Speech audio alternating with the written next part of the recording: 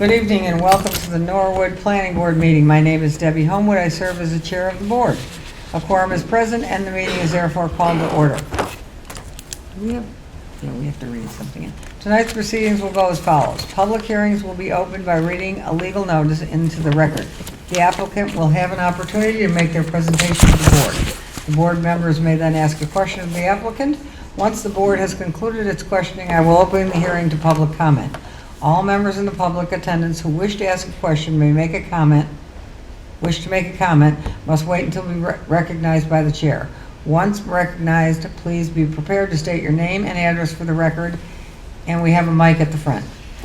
The board will then move into a period of deliberation where it will determine whether or not to close the public hearing or move to a vote or continue the public hearing at a later date. We have one public hearing, right, Sarah? A few quick reminders. Please turn off your cell phones and be respectful and refrain from silent conversations, but you're all so well behaved, I don't need to remind you of that. Our first item on the agenda is 66-72 Broadway site plan review continued from August 25th of 2025. Please state your name and tell us what you're doing. Good evening, ladies and gentlemen of the board. My name is Manuel Paiva. I represent the owner. I reside at 20 Varsity Place, Bridgewater, Massachusetts. As you stated, we are here based on a continued hearing on August 25th. We were continued because of some conditions, although not placed on the Board of Selectmen approval, they did ask for some landscape and parking improvements. Immediately after the last meeting, I contacted the board with the Board of Selectmen with their concerns. They issued this board a letter dated 9/15 stating what I just said. Although there was commentary on landscaping and parking, they did not put that stipulation in any of their plans. No conditions of approval. So therefore, I apologize for the late filing, but I did revise the plans based on our last meeting with wishes of this board. I was unable to get them in time for your packets, but I have copies and I could go over the changes if I could approach. That would be great. And are you referring to the letter from Ms. Grow? Yes. Okay. So everybody got that letter?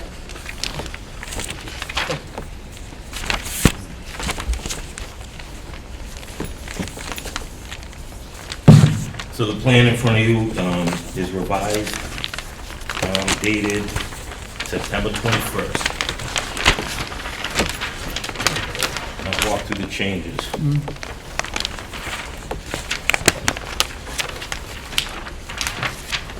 Changes were as follows. Item 1, previous plan submitted showed a 4 by 32 foot planter along Broadway. It was cut into the pavement. That has been removed. There was also a PVC fence along that line. That has been removed. So those 3 spaces on the plan indicated as 1, 2, and 3 now been slid forward to go right against that curb line. The second change was... May I just interrupt you for 1 Yes. second? I understand why the Board of Selectmen wanted you to put that there, and to their credit, we want it to look prettier from the street, Correct. but only my own opinion, you're backing those cars up 4 feet into a driving area. They're gonna pull up closer. We're not gonna make you put granite curb in, and I don't think. I think it would be cost prohibitive for a small business, which is why we think I'd love it to be pretty there, but, okay. Sorry, I interrupt. So if you look at that plan, spaces 1, 2, and 3, by moving those 4 feet to Broadway, now it created a 34-foot lane to pass and repass behind space 1 and to get across to the diner next door or to get out that driveway, where before that was only about 30. The second change is we had a decorative fence along the property line that was 88 feet in length. It was a PVC decorative fence. That in lieu has been removed, and we have 72 feet of arborvitae. That's 13 of them, 4 feet in height on planting at 6 foot center, so that'll create a green belt down that property line and create that division of property. How many do you have? I'm sorry. How many? 13. And what's the run? 70 feet? It is 72 feet. It's on the plan to the immediate left. Yep. So 72 feet of arborvitae, 4 feet at planting at 6-foot centers. So when those get mature, they'll make a solid hedge line. The second change is just to the rear of that.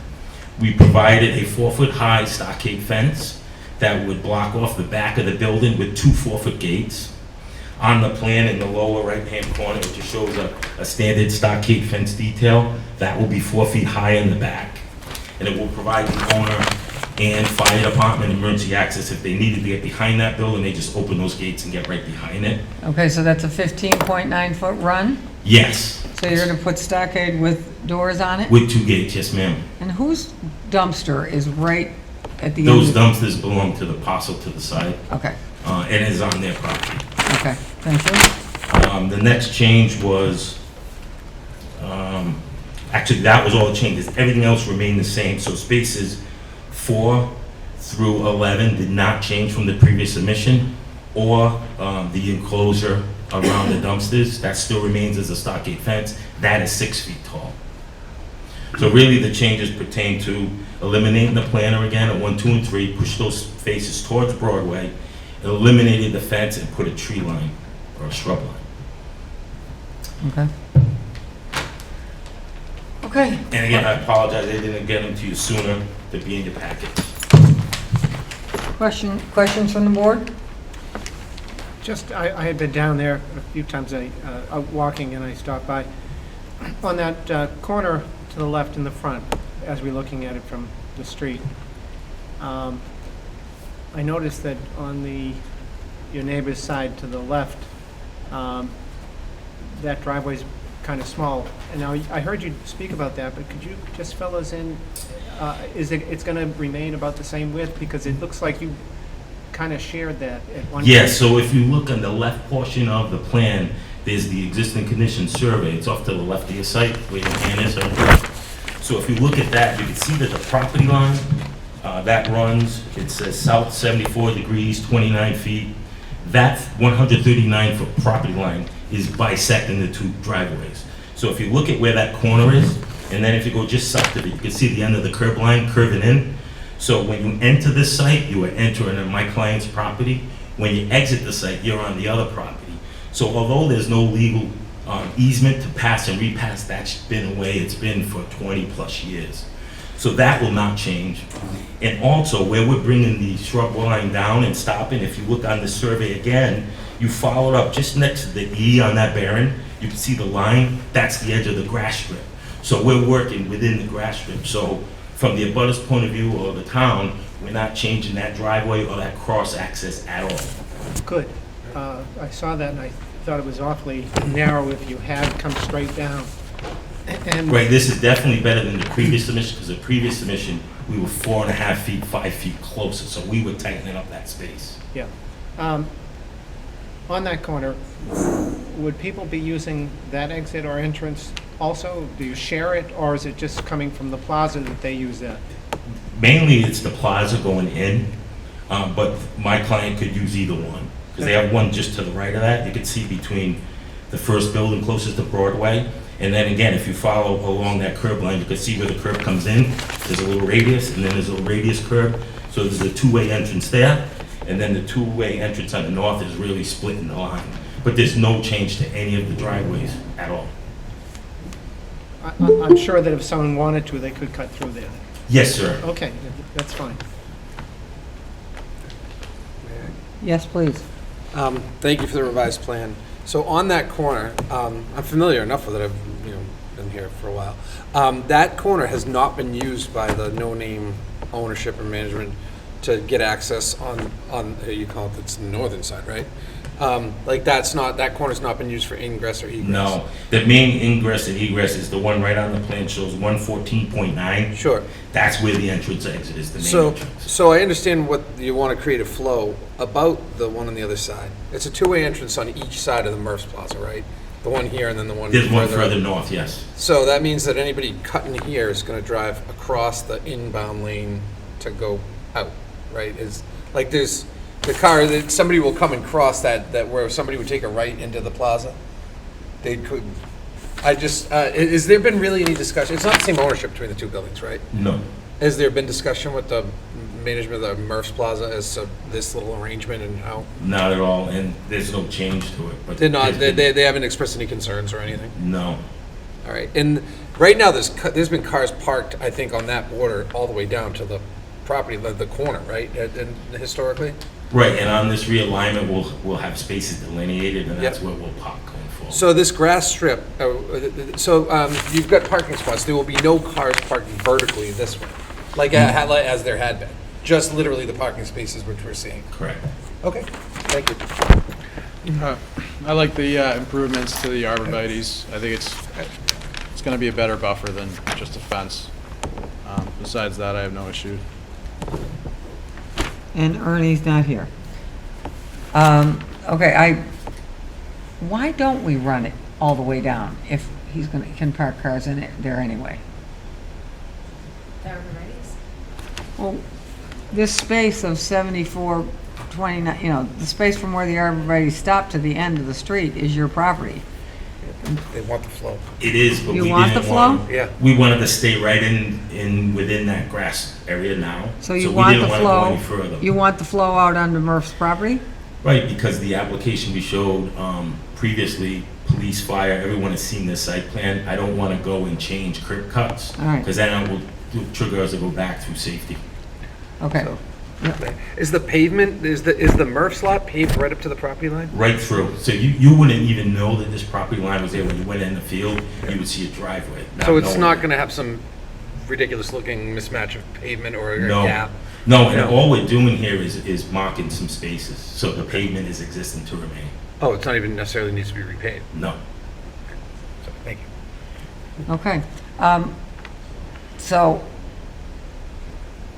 what are you saying, 6 foot, 4 feet tall, 6 foot on center? So from the center of the tree, you're going out 6 feet? Right, from center to center will be 6-foot plantings, and they'll be 4 feet tall at planting. Did I talk you into moving them in a little closer?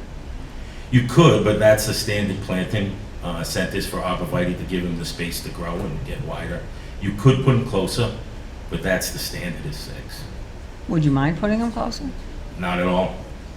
Did I get any consensus on Well, that? I think that. If we went he's- 4. He's recently do this, they're allowing those trees to grow, and they do grow, and they spread out, and that's why I've seen so many plantings where people just kind of put them so close together, and they're gonna die off because they're gonna kill each other.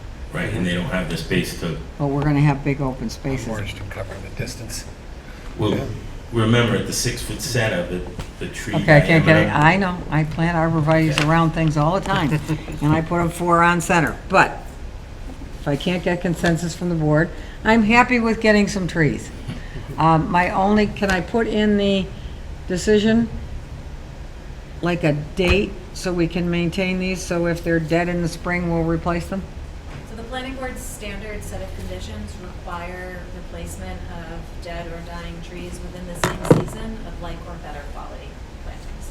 So that's already a condition of approval. Do you think they're gonna get them in before this season's over? I don't think so. I think this will be next spring. Okay. Is there any striping on the parking spaces or anything in there now? No. I didn't think so. Not at all. So but the pavement is gonna be untouched, it's striping over. Right, and this was part of the, making the Board of Selectmen filing, we needed to line the spaces. And because we were over 10 spaces, it triggered us coming. Okay, just for knowledge of people in Captain Kangaroo Land, the Board of Selectmen did give you a license for 3 cars? 3 cars inside the building. To sell used cars, 3 cars inside the building, which is what triggered this whole process. Correct. And I appreciate you being open, and the selectmen being open to doing something that I think will be better maintenance, and we won't have to look at a broken plastic fence. So thank you. Do we have any, what's the flavor of the board? Can we open it up? Oh, sorry. So, Sorry, I have to open. No. Oh, it's not a public hearing. Um, Can I let them talk if they want to? Does anyone want to say anything on, no name? Okay. Right, with Good. that, Madam Chair, I'd like to make a motion to approve. When you do that, Oh, sorry. do you need 2 motions? Oh. You need to make a motion on the waiver request that was received. Okay. The applicant requested a waiver from some of the site plan review requirements that yeah, are a the little bit drainage. more onerous, things like traffic studies. Oh, I forgot about that. That was so long All ago. right, so we gotta For find that. larger site Okay. plan reviews. So that's the first, so we have two So votes? vote on that, and then a motion on the actual. So, Madam Chair, I will make a motion with regard to the applicant's request for a waiver of full requirements for site plan approval, including utility plans, drainage calculations, lighting and topography, et cetera. Okay. Second? Second. Second? Second. Okay. All in favor of the first vote? Aye. Aye, and we don't have, Ernie, so we don't have to roll call. Okay, and the second motion is waiver request, vote overall consent, So the second be to approval with standard conditions? Or is there any more specific? on this plan. Okay, so Madam Chair, I would like to make a motion to approve the amended plan as submitted tonight with standard conditions. Second. Including replacement of the poster, okay. Okay, all in favor of approving these plans with the arborvitae's? No other conditions? Aye. And, Aye. aye. Aye, unanimous. Thank you. Thank you very much. Thank you. Okay. Okay, second on our agenda is 315 Washington Street, the Coakley Middle School. Continued from July 28th? 7/28. I think that Sarah wants to, So I recommend that the board continue this item to October 6th at 7 PM at the Senior Center and on Google Meet. We did receive the requested documents from the middle school project management team for you to complete your review. However, they were submitted on the day your packets went out, so town staff didn't have any opportunity to review them and provide any comment to you. So I would request that you continue this to October 6th. and those things that we are waiting on are, Design of the, you may remember much of your outstanding discussion items were centered on a walking path around the rear of the property and accessible entry to that field off of the road that circles behind the new building. So they've provided plans that are, the building committee has allowed them to move forward with, to regrade that area, to create a walking path, and to install like barriers for cars to protect that walkway. right, like guardrails or something. But that's what the board had requested. Right, back in and July when you met. this was something, remember, seems like 100 years ago, that Mr. Ryan was championing a sidewalk along there, and we didn't get that? Am I correct on this? So I recommend that you continue this. So, They're not gonna yes, now it's a walkway, and we haven't finished with that, so we're going to continue. We need a motion. Madam Chair, I'll make a motion to continue the hearing to October 6th at 7 PM. Second. All in favor? Aye. It's unanimous? Okay. Next on the agenda is 61 Endicott Street, site plan review and major project special permit.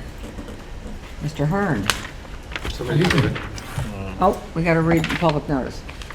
Who is it? To you? Do I do it? Do I it. got it. Oh, Does it? I think it's me. I don't know. Oh, man. Do you want it? No, I would, if you'd like. All right, notice have is it? hereby Here. given that the planning board of the town of Norwood will hold a public hearing on September 22nd, 2025 at 7 PM regarding the property located at 61 Endicott Street, map 8, block 12A, lots 44, 41, and 43, Norwood, Mass. 02062, in the manufacturing district M. The hearing will be held at the Norwood Senior Center, 275 Prospect Street, Norwood, Mass. 02062, and will also be available for remote participation via Google Meet.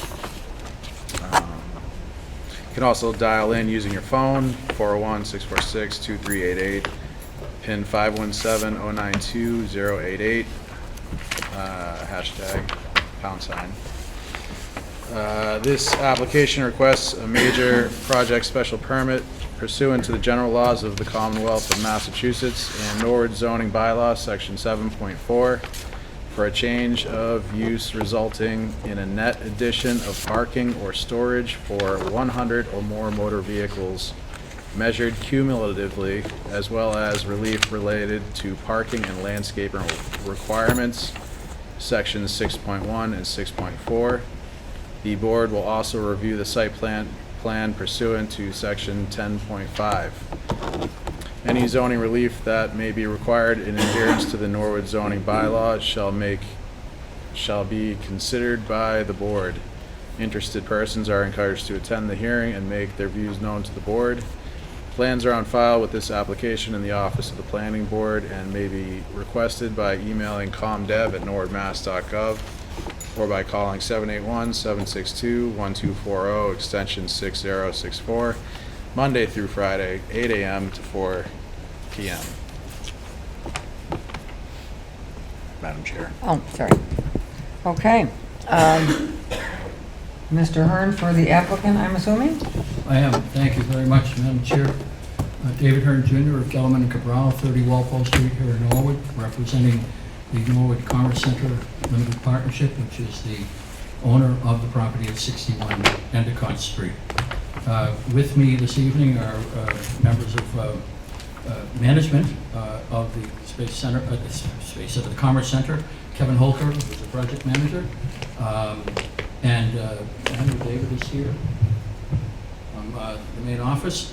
Also, from our professionals team, we have Susan Spratt, who is signed on remotely from McKenzie Engineering, and Michael Radner, our landscape architect from High Point Engineering. Michael's right in the front here. As the clerk noted, this is a matter involving two aspects of the zoning bylaws. We are seeking a major project special permit, seeking relief with respect to types of uses that are allowed at the Commerce Center, which is in the manufacturing zone, and also with respect to number of parking spaces that are required normally under the bylaw, and with respect to landscaping on the site. With respect to site plan review, you have the usual issues that you deal with in terms of circulation and safety, and landscaping and all that. A little bit of background here, if I could. The Commerce Center is a site that has been in use for industrial purposes for probably 250 years. It was a tannery. Winslow Brothers and Smith Tannery was there way back in the 1700s, continuing into the 1800s. The buildings that are there now are about 100, 120 years old, and the property is a property that was certainly heavily used for industrial purposes historically. But times changed, and what has been going on at the Commerce Center over the last several years is a change in use, so that retail uses have taken up residence there. Artist studios, photographer studios. There is indoor recreation. The Hometown Arcade is there. There are batting cages there. There are places of public assembly. A church rents some of the space. The dugout, as I think Mr. Vachkowski calls it, is there. And we have other types of businesses that are there, some office use, storage use, and so forth. Many of the uses that are sought to be made of that and are currently made are uses that are not allowed within the manufacturing district, except by special permit. And the experience that my client has had over the last few years, and that the zoning board has had over the last few years, is that individual tenants wanting to open up their businesses at this location for uses that can only be allowed by special permit have had to go as individual applicants to the zoning board of appeal for relief. And the zoning board, I think, has granted all the different requests so that those folks can open up their businesses there. The effect of that, though, is it has several effects. One is it floods the zoning board with use applications or special permit applications for a site that the individual tenants don't have any control over as far as parking and circulation and so forth. Only management and ownership have control over that. So it put a burden on the zoning board, wanted to and did grant special permits for people who open their businesses, but without some of the protections or some of the improvements that we might otherwise see through the site plan review and major project special permit approaches. So that's part of what brings us here. A detriment for prospective businesses is they come in and management says, we're happy to rent to you, and all you have to do is go down and get a special permit. And after the, what's that mean and all that, it takes them 2 or 3 months, probably closer to 3 months in the end, to get a special permit that is non-appealable before they can open. And some people faced with that will probably find another place to open where they can do it without having to go to a zoning board. So what we're hoping to do here is to, we're asking the planning board to approve a major project special permit that will give relief with respect to parking, and I'll speak to that in a couple of minutes, relief with respect to landscaping, and particularly relief with respect to uses, so that the types of uses that are likely to come along, similar to some of the uses that have come along over the last couple of years, can be permitted by you by special permit without our, in a general way for the site, without our having to come back, or every individual tenant who is asking to do something that isn't allowed as a matter of right, having to come back to the zoning board all the time. This is similar to what was done back in around 2016 at the Norwood Space Center, when the zoning board at that point granted some global permits, so that if a prospective tenant came along and it fit within a certain square footage that was part of their decision, the landlord, unless, and they would tell the zoning board what the prospective tenant was going to be, unless there was an objection, that tenant could go in, no need to file with the zoning board. We had a special permit that covered that. That helped that property tremendously, because they could make decisions. The prospective tenant could decide to locate there, and management could decide to lease the property to them.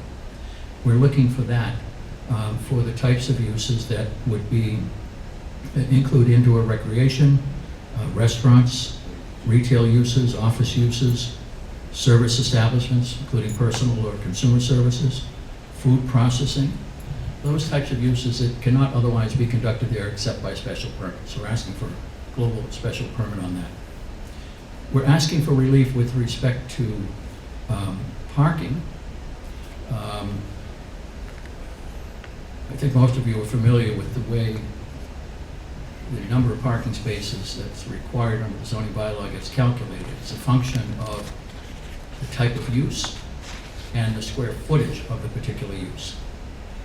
And applying that to this property for the square footage that is available, and by available I mean both presently rented and potentially rentable, by our calculations, we would need 748 parking spaces. We are proposing 450 parking spaces, and that number is, depending upon certain things that could happen here, or with the fire department, might be reduced a little bit. But we can present evidence to you this evening to show that, based upon the experience, the tenants we have, the tenants we're likely to have in the future, 450 spaces is more than enough for customers and employees of the site to be able to find parking without causing traffic concerns, without going into the nearby residential neighborhoods and parking on those streets. We have, based on the experience, because some of the uses occur during the day, others occur only in the evening.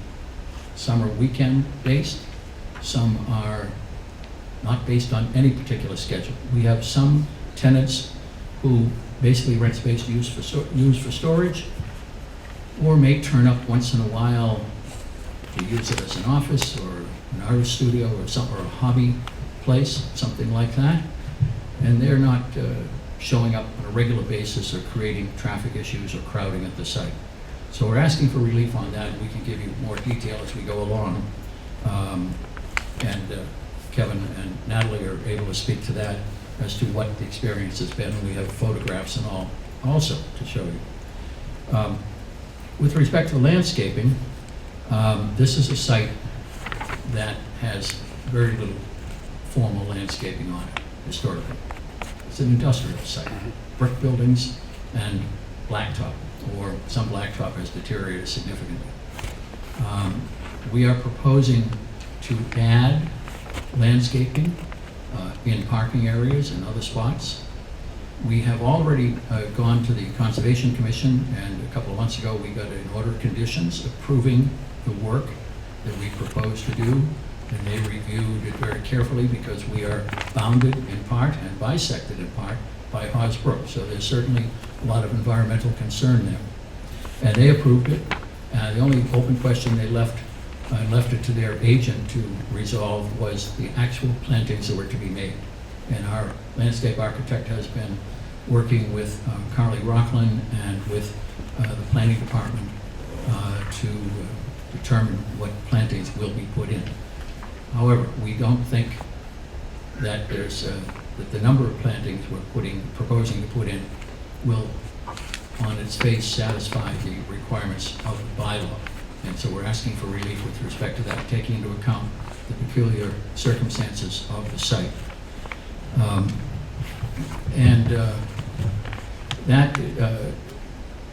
There are stormwater improvements that are going to be made on the site. They've satisfied the Concom.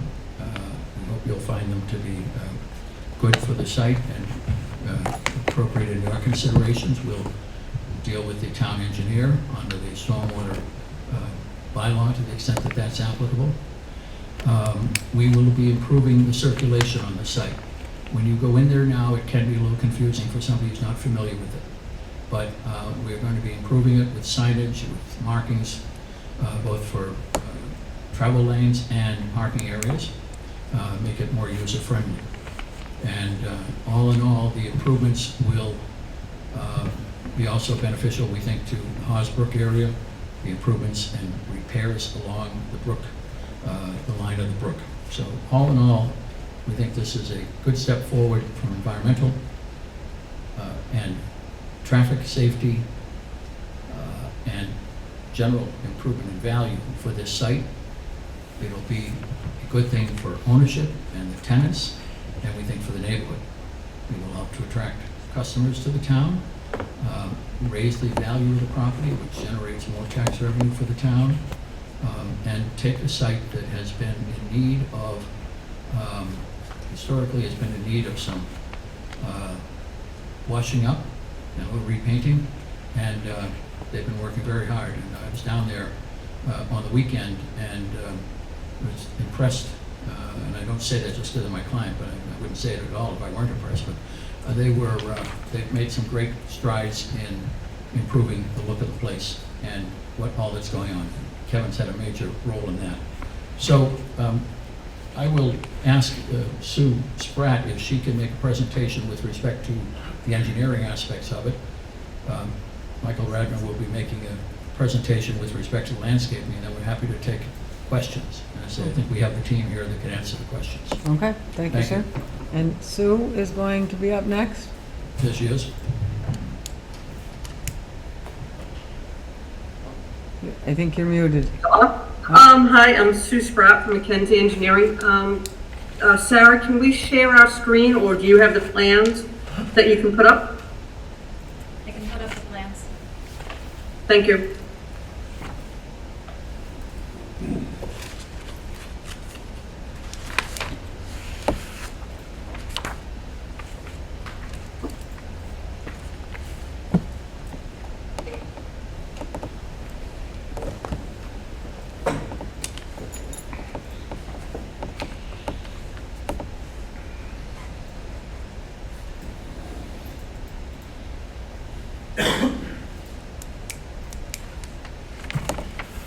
Hi.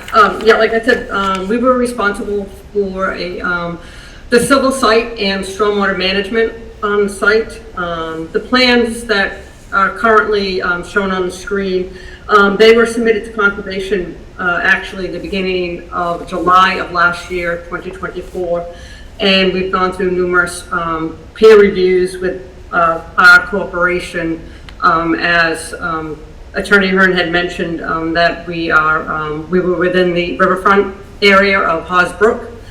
And like I said, these are primarily the same plans with some slight modifications that were presented to conservation, which that they issued an order of conditions on in June 9th of 2025. If you want to go to C4, the overall site plan, please.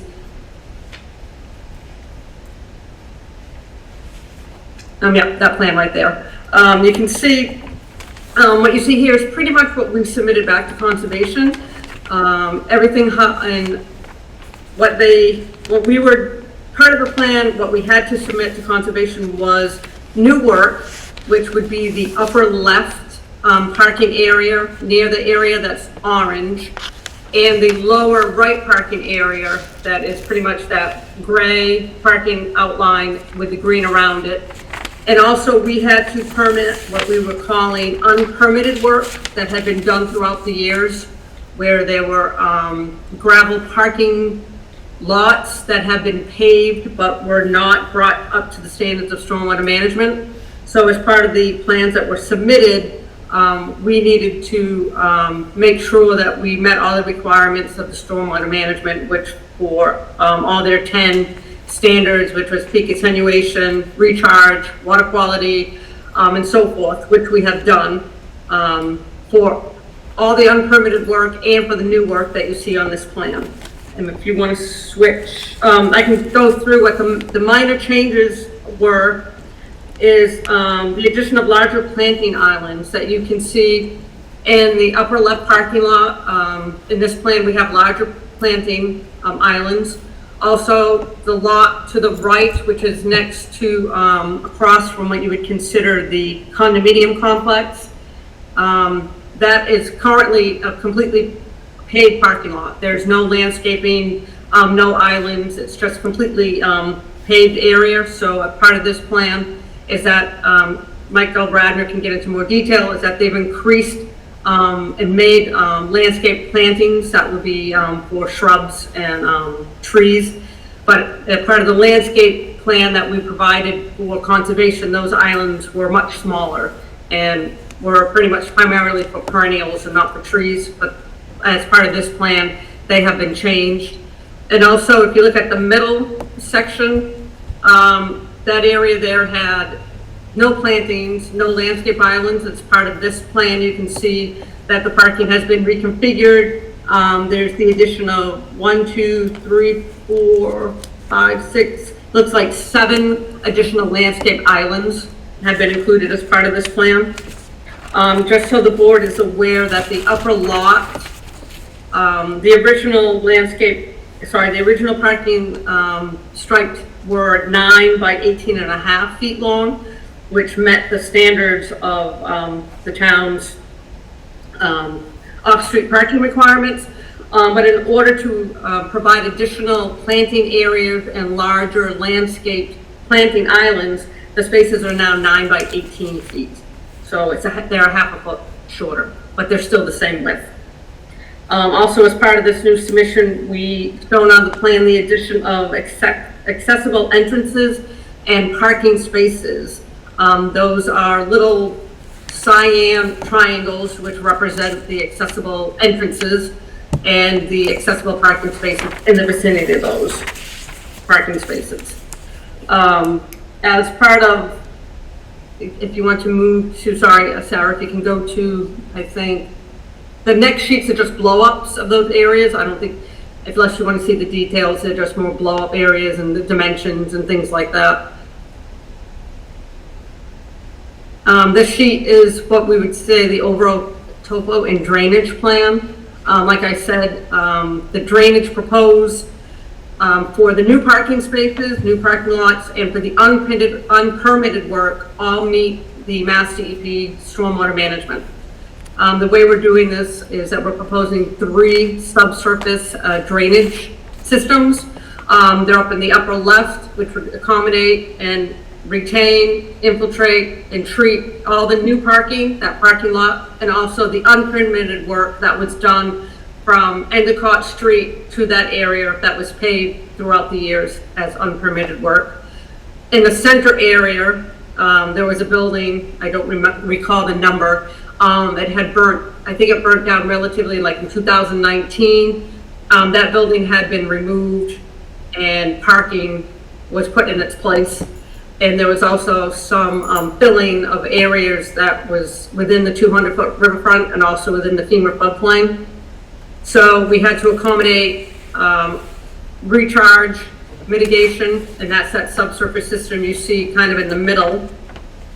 To accommodate also the additional parking areas that were paved. If you want to blow up the swale, please.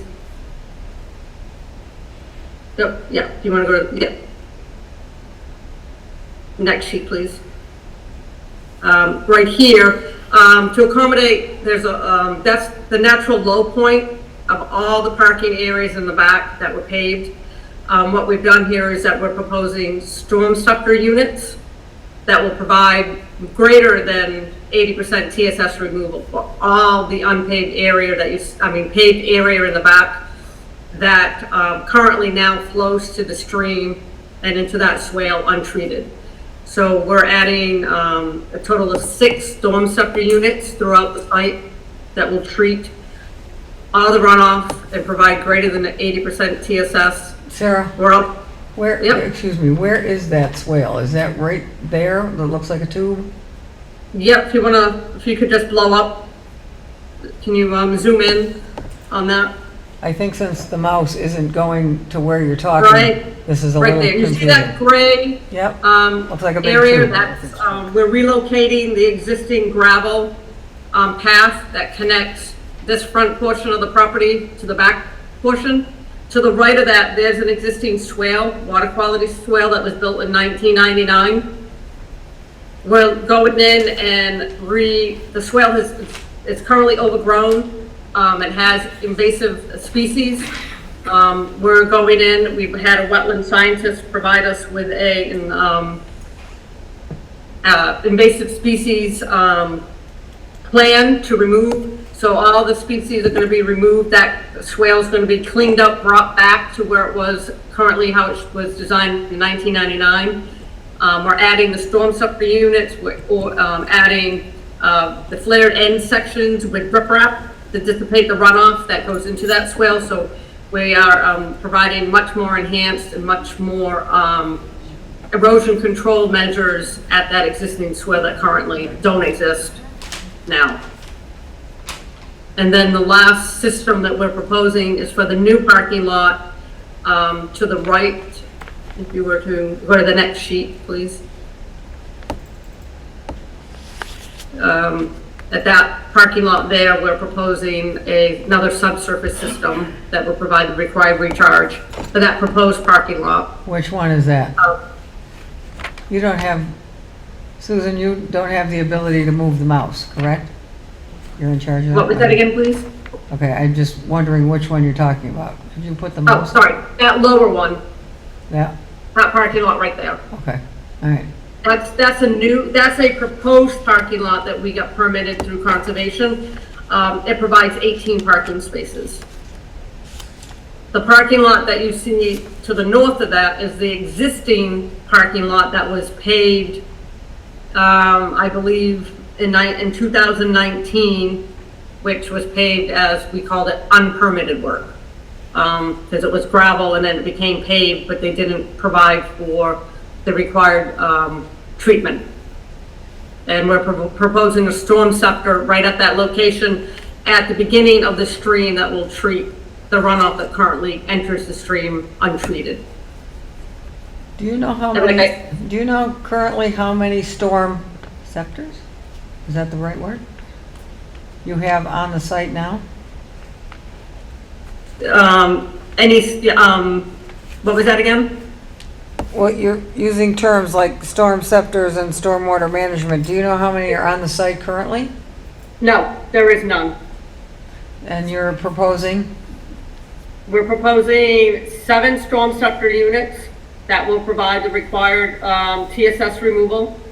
TSS And we're- means, Proposing 3 subsurface infiltration systems, Coltech units, that will provide the required recharge volume that was not provided when those parking spaces were paved. and right now we have how many of those on site? 0 subsurface systems. Okay, thank you. You're welcome. And then there was, just so everybody's clear, the town's stormwater bylaw came out after we had already been approved by conservation. However, I did check, we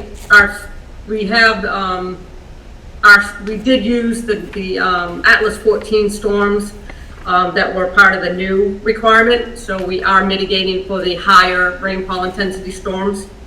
A question that the town engineer had was that he wanted to see additional inspection ports on all those infiltration systems, and those additional inspection ports are shown on the individual details. So if you wanted to, you could go to each individual detail and you could see he wanted one in each of the 4 corners and at each of the inlets and outlets, and you could see that there. And then if you want to go to the last 2 sheets, the fire department had asked for an auto turn analysis. Oh, yep. And these are the 2, this one shows how they can circulate through through the front of the building and then out around buildings 44, 43, and 46. Luckily, I don't drive a rail truck because I do have some overlaps on the parking, but I believe once they go out there with the actual apparatus that they think 6 spaces will have to be removed out of our count, but I think it's more like 4 would have to be removed. So instead of proposing 450 spaces, we would probably be proposing 446 spaces instead of 450. And those, pretty much that's, I can take questions now regarding the site design and the drainage, or wait until you hear from Michael Radner on the landscape plan. I'd like to do it now, if you don't mind. That's fine. Okay. Joe? Nothing? I'll pass for now. Rob? Well, just a general question on parking. Will this remove all gravelled areas, or will there still be remaining areas of gravel? No, there will be no more gravel spaces. They all will be paved. Okay. Thank you. And just so the board is aware that we have to go back to conservation after any changes that have been approved by this board, the planning board. We have to go back to conservation and present them with the revised plan. As an amendment, we have to make an amendment to the order of conditions. But just so everybody is aware, from what conservation gave the order of conditions to what the plan we are proposing now, there is a decrease in impervious area. So we're have increased green space with this new plan. Do you have a percent of what your pervious area is decreased to? I believe Attorney Hearn, I gave him that information. He might have that readily available. I do. We're reducing, Madam Chair, we're reducing impervious area by impervious surfaces, 8,566 square feet. Thank you. 8566. I just think it's important to remove as much ambiguity as we can. We're removing, I think it's a substantial amount of concrete or blacktop that you're removing, and I think that's good. That's why I asked the question. Yeah. May I, you guys are all set? I just have one question. Yep. For the different types of business, do you have any, like you said, some of them, they have customers at night, and others have time, some during the day. for instance, the Ernie's Place, the fallout shelter, the one he likes to Yeah. go to. Obviously, they're open at night, and that's when they get their customers. Can anyone give us an idea, just some examples of, any more examples like that, to show the diversity of times that these things are used, therefore we don't need as many spaces? We can do that, and we can also offer some photos that show at different times of day, morning, noon, afternoon, evening. Thank you, There are ma'am. some sets if you want to take those. Now, how many copies of those? Do you want me to put these up? I didn't miss them. Do you have them on the screen? Does anybody get copies of them? Not to get one. I got it.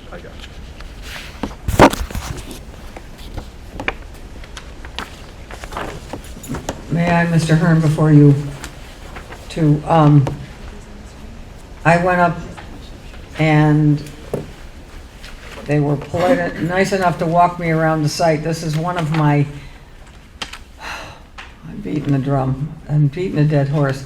This is one of the reasons why I asked my board to please go up and look at properties. They would go together or go separate, because this is really hard to figure out when it's on a flat piece of paper. So they were nice enough to go up and show me all the ins and outs, because to make any sense of it on there is difficult for anybody.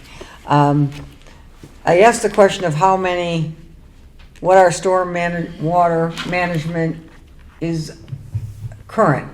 And Susan, you said none? No, Okay. there is none currently out there. I'm sorry, I should take that back. There are catch basins and a closed drainage system, but there aren't stormwater management that provides the required recharge and the required TSS removal per the Mass DEP. TSS means, For the town and per the town standards. could you explain TSS? I know what it means, but could you say what TSS is? Yeah, the percentage is greater than 80. No, what does the letters What does it stand for? TSS stand for? Total suspended solids. Thank you. So I just want to, because everybody knows that I have a soft spot in my heart for these old buildings that need to be reused. I understand some people don't. I do. And I think that they're really trying, and it's a difficult thing for us to say, well, you can do this, you can do that, because it's an odd duck.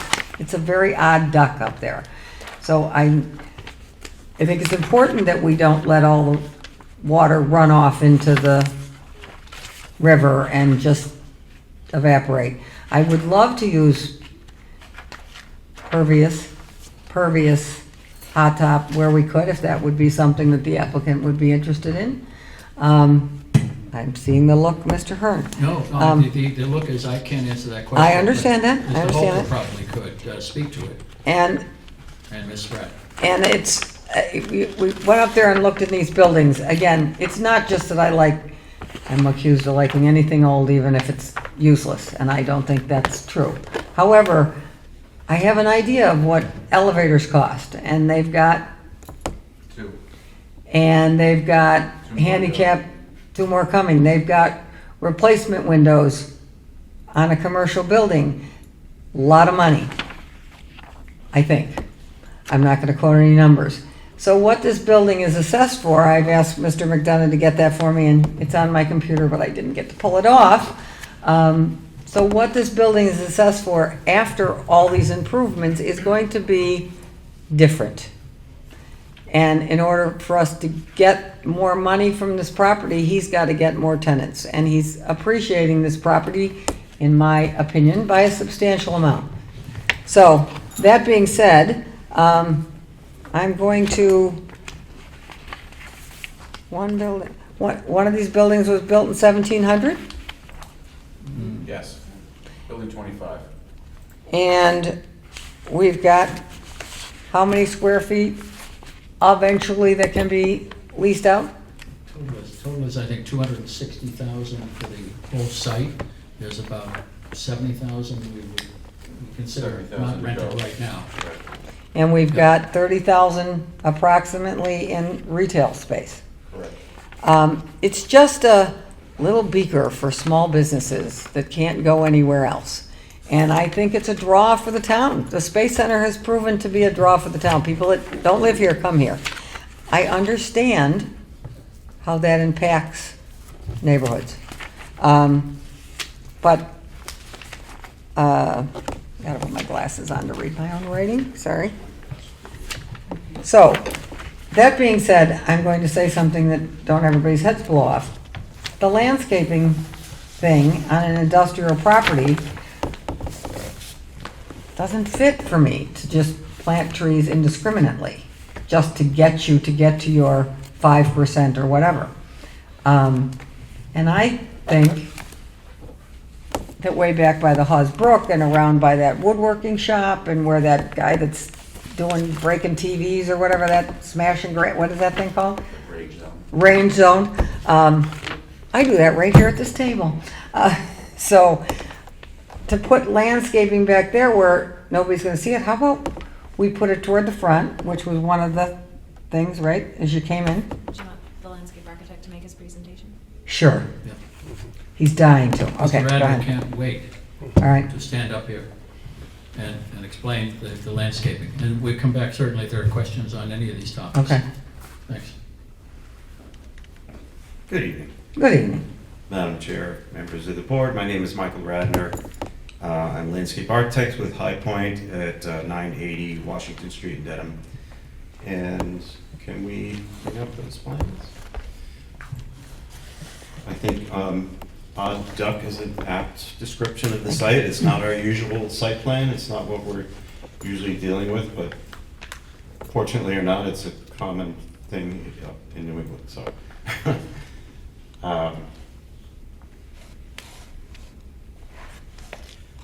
What we are focusing on as this comes up, if you could just try to zoom out to the extent there, you can see because your bylaw focuses on parking lots and interior landscape parking lots and perimeters of parking lots, and because we have so many driveways.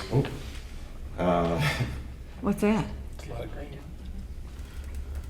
That's okay. Parking areas that are along buildings, parallel parking areas, angled parking spaces, 90-degree parking spaces. We are focusing on the three parking lots. If you go up again, maybe we can. So this is the top left one. Yeah, so we're calling this parking lot A, which is the upper left corner of the site. And I think your point about doing tree counts and so forth is a good one. You know, we try not to design by the numbers, we try to design by what we think is appropriate for the site.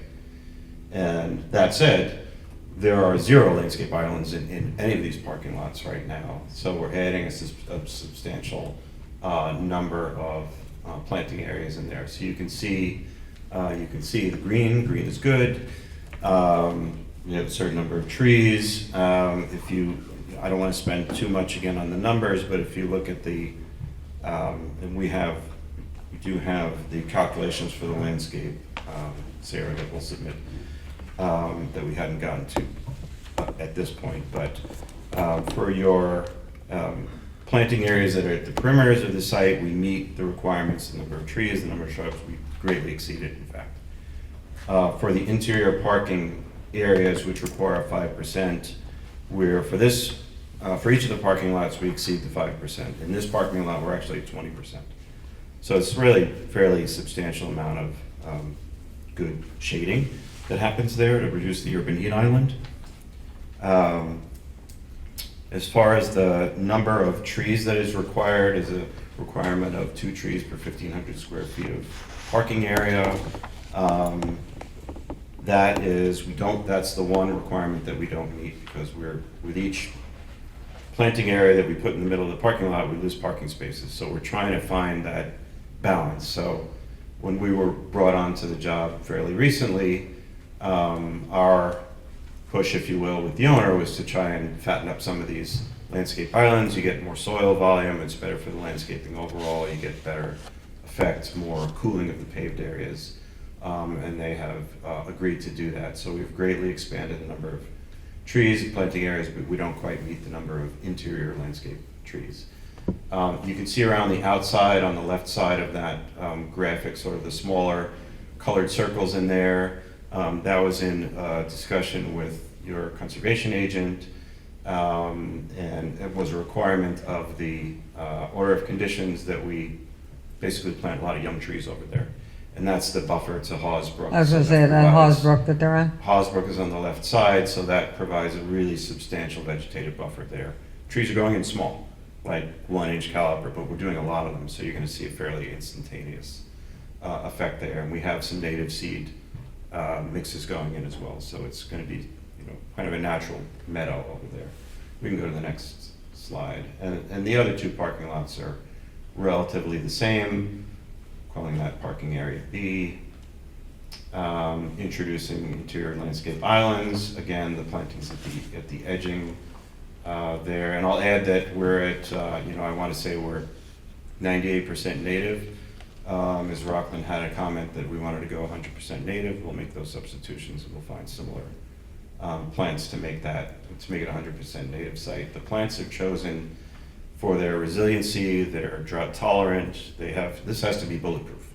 It's got to go in, as you're well aware, you require, people come in with landscape plans all the time, and I'm sure that after a few years, it all becomes all a mulch dead. bed, and it dies. Like, this is my, I'm a warrior for this kind of stuff. We want to do things that are going to last. I'm not saying everything's going to live perfectly, but what we try and do is provide a matrix of plantings. So if some plant doesn't do well, another one kind of takes over. What's the big green square at the bottom right? That is one of the underground Cultex, I believe.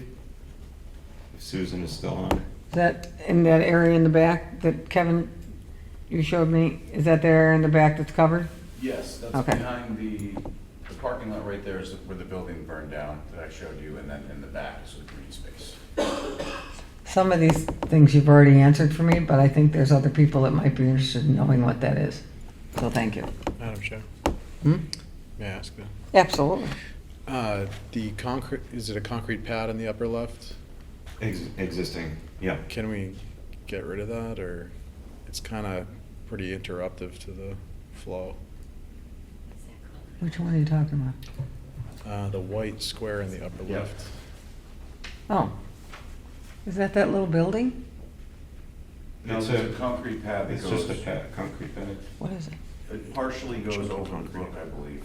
It's connected underneath. Okay. Yep, Yeah, I'll Go put ahead, my hand Susan. up. Okay. Go ahead, Sue? It's actually part of the foundation of a building that was there many years ago. So we do not want to touch it because it is sort of hanging over Hawes Brook. So we didn't want to get into trying to remove that piece of concrete. So we kept it as is. Yes, to put a planter on it. Go ahead. Don't make me do it. I'm hearing, no, this one, thank you, I'll ask in a bit. Okay. okay. We'll go to the next page, almost at the end. So on the left is the 18-car parking space that was mentioned earlier, because it's less than the 30% minimum for that, where the landscape, interior landscape starts to apply. We don't have proposed interior landscaping for that one, but the edges we're treating similarly with native seed mix. There is some grading going on there to provide flood compensatory storage. I don't want to get into Susan's engineering aspects, but and then again, the native plantings along that southeast edge as well, along in the buffer zone of the resource area. And then the graphic on the right is the last parking lot, and at the top of that is the condominium complex where there's that tall retaining wall there. So again, the green areas there proposed don't exist today. It's all paved, and this is all introduced new landscaping. And that's just one additional enlargement. So that's one of the dog businesses, if you will, that has to be slightly regraded to provide the flood storage as well. So we're just indicating that that will be reseeded as grass, which is what it is today. That's all grass now? Is that where the dogs are? Or is it less than grass? It's mostly grass, but there's, you know. Because the dogs run Yeah, around it, it yeah. can be a little bit denuded. Yeah. Okay. It's a fenced-in area. And then the last, I think that's the last sheet, has our plant list with sizes. That's all. Okay, Thank you. thank you. And I take questions from the board. Joe? I think we're fine for now. Same here, I'm just drinking. Do you have any questions? It's tough to visualize. It's such a big site. Is there like a plan overall for the border of the brook? Is it kind of like we're putting work here, we're putting work there? You know, do you know what I mean? Like the whole outside perimeter of the property, are there things that are being left alone? I'm a little confused because it is 20 acres. I like how you broke up the pages here, but I believe the brook delineates the property line along that side of the property, and we're not planning on doing anything in the brook. right. I guess I'm just wondering if it just seems a little, it's a unique situation. I see just like the concrete pad, and then there's another spot,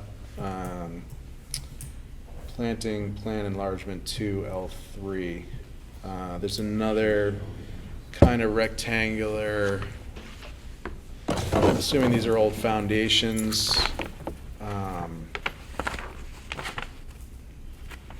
Yeah, sheet L3, back on the landscaping plan. There's just another square block, but it's not really striped. That might be the existing pump house. Okay. Just taking it all in here. The existing conditions plan, I don't know, it should have been made part of the set, would show, that would be the existing, it's an existing pump house that's for, I believe, the town sewer that cuts through the property. We're not touching that building's to remain. Any type of concrete, old foundations that run along Hawes Brook that are also part of the structure to Hawes Brook, we're not touching. But what you see as green would be removal of, if you would call it, weeds that currently exist along the edge of the brook. That would be removed and planted according to the landscape plan. If I could jump in also. Sure, please, yes. So help me a out. lot of the edges of the site, you know, what you have now is this combination of gravel and paved parking areas, and where there's, whether it's gravel or paving, it's sort of, edge of the paving kind of breaks up, and you'll get some, you know, weeds popping out of the pavement in certain areas, and there's this like transition that happens where it's mostly, there's a lot of invasives there. There's a lot of bittersweet and Japanese knotweed, which is really insidious, and black locust and ailanthus, which is called tree of heaven. And we don't, because of that, it's not easily surveyed. It's just sort of very, very irregular, informal edging right now. But what this does is creates, because we're adding curbing to these parking lots, creates a hard edge. It's a defined edge. Behind that, we're going to be able to take out a lot of these invasives right now and put good native seed mix and trees down. So And they do have a sock that runs the whole property up there.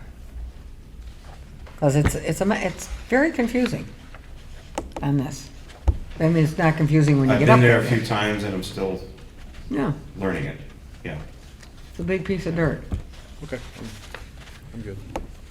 We're good? Nothing else, the board, attention to, can I, Just Yep. one more. On the paving, is the whole area being paved, new pavement, or just some of it, or how is that? Some of it we have to put new down, but some of the paving that exists is okay. Yeah, the existing paving, that's okay, we would leave and we would overlay the areas that need it. It's not gonna be And all new, no. Okay.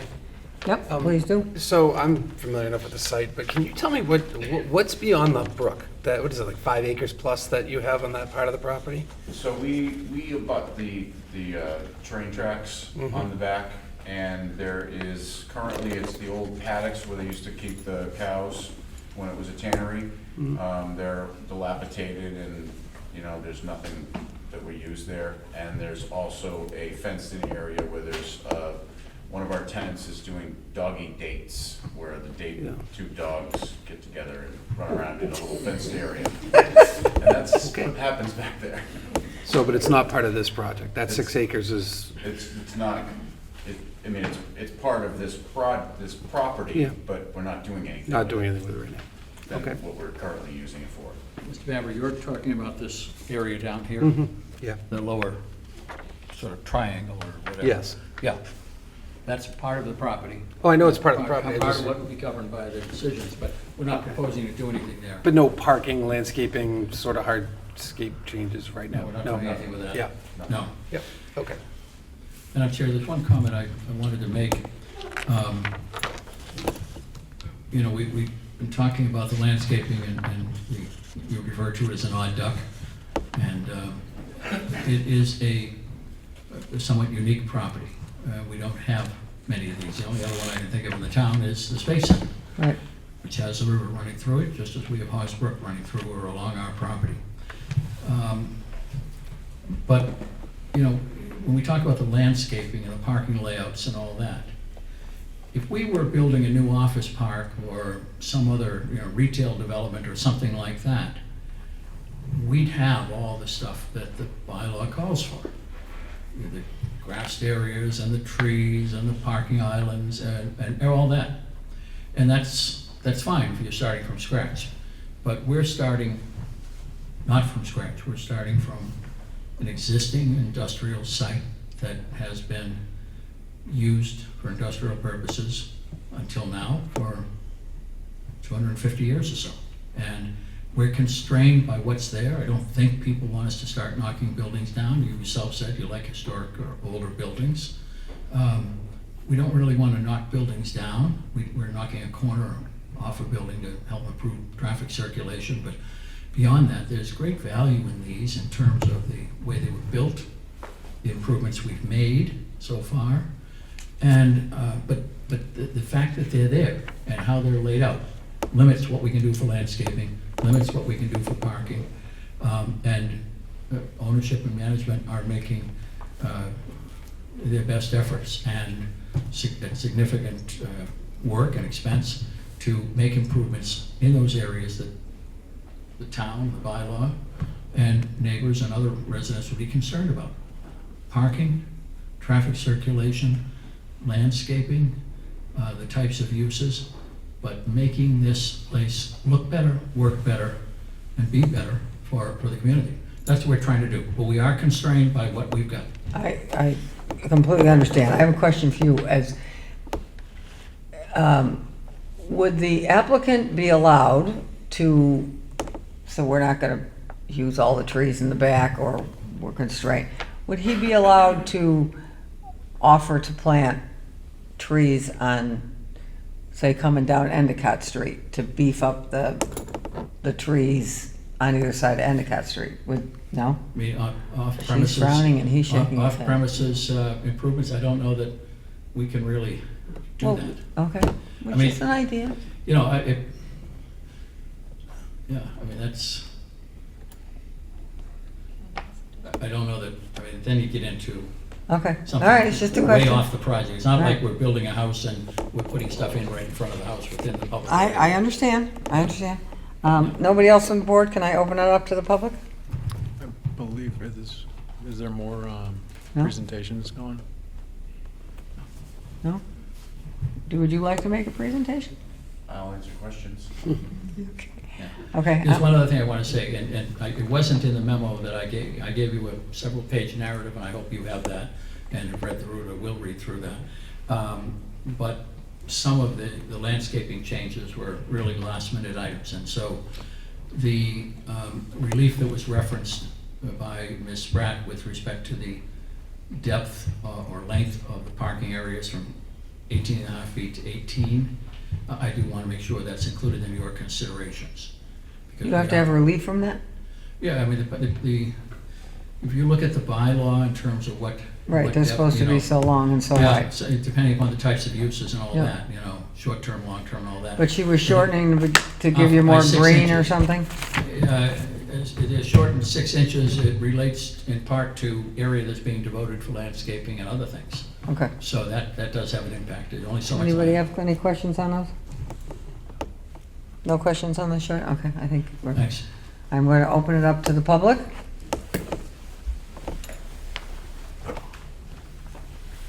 We all know you, but you got to tell us. Steve Esco, 14 Endicott Street, Town Meeting Member, District 5. I just want to make a statement about your question there.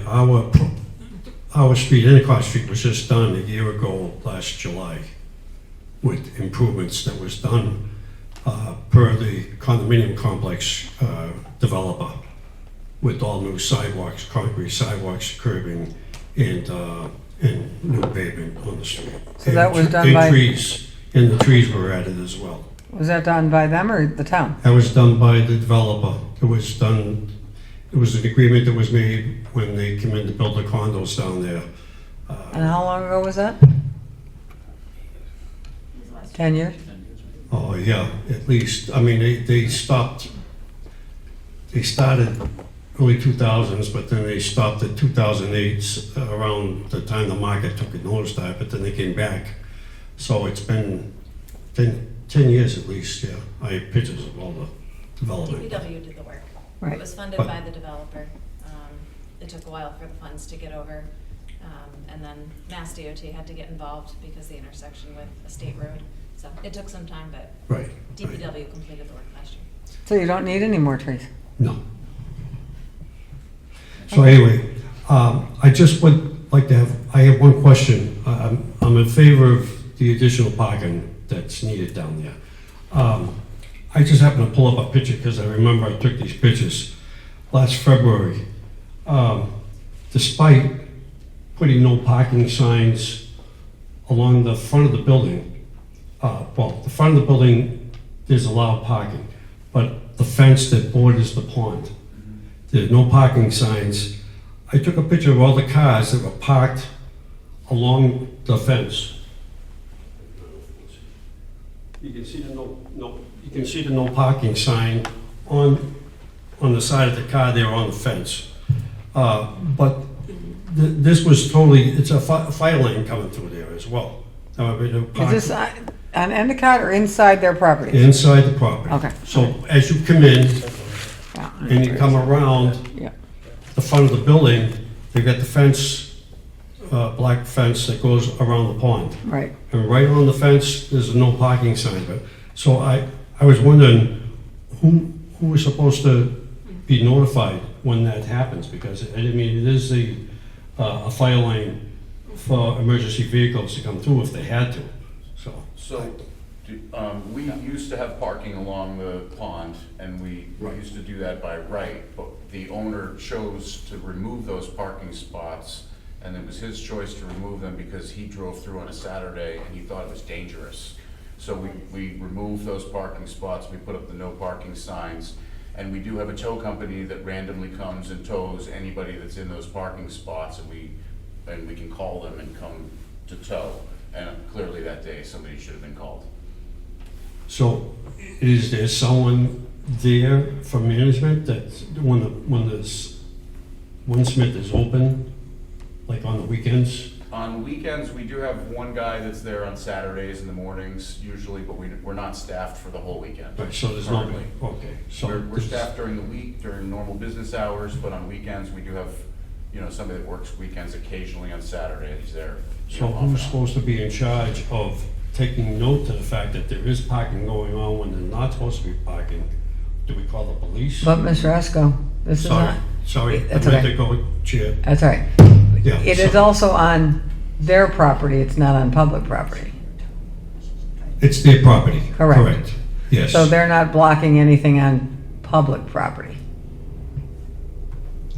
The fact is that there's no parking signs there, I understand that.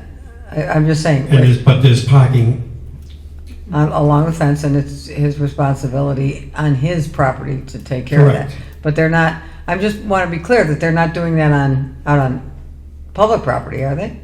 no. Okay, No. just check, because we started on But, it's- Endicott and then to we me- moved into To the, me, the point being that the cars were allowed to park there before, and it is a safety issue, they thought, I believe it is too. okay, I just want to be clear, because we started on Endicott and then we moved into his property. So you're Well, the talking about Endicott Street inside. had nothing to do with Okay, with this. I just wanted to clear up a point about okay, trees all and right, everything just, else. yep, But this is an issue for the Winsmith Market area, that cars are parked there when they're not supposed to be parked there. And if emergency personnel had to come in, or the fire department had to come in, it certainly would wreak a little havoc for it. okay, Thank you. thank you. Madam Chair, a response? The fire department has reviewed all our plans, and they know the property. And they haven't raised that as an objection or concern to us. This is an internal rule made by ownership that ownership can change their minds on too. It's not a requirement of because it's not on public property and not a condition of any fire department. Yeah, Mr. Esco's got a point. If the fire trucks can't come around, that'll be their problem. It's their But problem. we believe the fire trucks can get around, Okay. and that's why we've met with them. And the way it was left with it, they raised a question, and Ms. Spratt mentioned it too, that we might have to Get rid of some widen an area spots. and get rid of a few spots, and we'd ask for permission in advance on that, subject to review with, say, maybe the Director of Community Development or something, if that comes up. But what we're doing inside, we're certainly mindful of, I agree, if there's a sign, people shouldn't park there. But it's one of these things that if they're parking there, it's just a breach of internal discipline. Okay, thank you. Anybody else from the audience? Oh, I'm sorry, Joe? Are those, I just want to ask if those particular spots, are they part of the count or not? They are not counted as parking spots. Thank you. Ms. The Homewood? ones where they said no parking. Question on this. You want to go?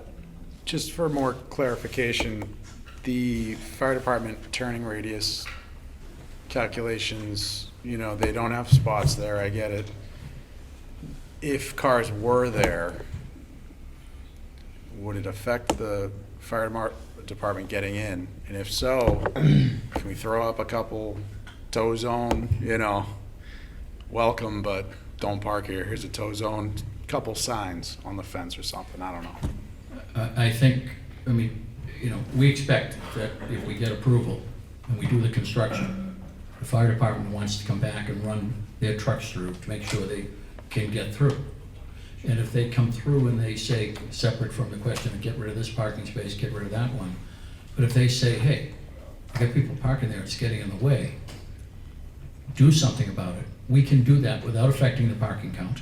Right. We can do that internally, because we want to make sure we're heeding their concerns and their advice. The question is, you design these things based upon standard books, standard measurements, and then the local fire department comes in and says, look, the way our trucks are, we think we need more, and it isn't clear yet. So that's going to be an after construction type test by the fire department. And if they raise an issue about those, sure, so maybe some you will be towed signs will be there, will help, particularly if it's a concern for the fire department. Yeah, thanks for the suggestion. Okay. Just I a- promise I'll take you and then, okay. Just a thought on that. If they're not going to be using those spots, what if they were to turn that green somehow? Planting, grass, whatever. no one would be I think it parking. would pinch the area where we need the fire truck to be able to get through.